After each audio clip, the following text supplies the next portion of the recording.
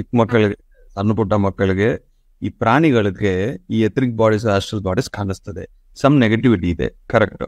ಈಗ ಬೆಳಕು ಎಲ್ಲೆಲ್ಲಿ ಇದೆಯೋ ಕಪ್ಪು ಅಲ್ಲಿನೂ ಇರುತ್ತೆ. ಅಂದ್ರೆ ಪಾಸಿಟಿವ್ ನೆಗೆಟಿವ್ ಯಾವಾಗನು ನಮ್ಮ ಸುತ್ತಮುತ್ತ ಇರುತ್ತದೆ.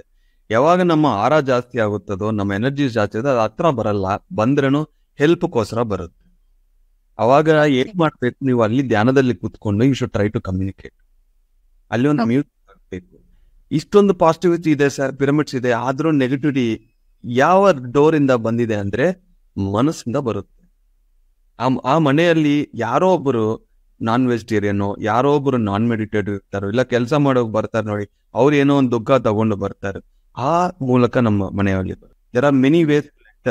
ಅದಕ್ಕೆ ನೋಡ್ತೀನಿ, ಪ್ರತಿ ದಿವಸ ನಾವು ಎನರ್ಜಿ ಚೆಕ್ ಮಾಡ್ಬೇಕು, ಸಾಧನೆ ಮಾಡಬೇಕು, ಮ್ಯೂಸಿಕ್ ಇಡಬೇಕು, ಸಾಮ್ರಾಣಿ ಇಡಬೇಕು, ಪಿರಮಿಡ್ ಎನರ್ಜೈಸ್ ಮಾಡಿ ಆ ನೀರಿಂದ ಮನೆಯನ್ನ ಕ್ಲೀನ್ ಮಾಡ್ಬೇಕು. ಅವಾಗ ನೋಡಿ, ಇಷ್ಟು ನಾನು ಹೇಳಿದ್ನಿ, ಇದರೊಳಗೆ ಏನಾದ್ರು ನಿಮ್ಗೆ ಗೊತ್ತಾಗುತ್ತೆ ಯಾಕೆ ಬಂದಿದೆ. ಅದನ್ನ ಕ್ಲೀನ್ ಮಾಡಿ, ಇಲ್ಲಾಂದ್ರೆ ಮೆಡಿಟೇಷನ್ ಮಾಡಿ ಅದು ಕನೆಕ್ಟ್ ಆಗಿ. ನಮಗೆ ಕೇಳಲ್ಲ ನೋಡಲ್ಲ ಅಂದ್ರೂ ನಾವು ಒಂದು ಆಲೋಚನೆ ಕೊಟ್ಟಿದ್ರು ಅದು ತಗೊಳುತ್ತೆ. ಅಂಡರ್ಸ್ಟ್ಯಾಂಡ್?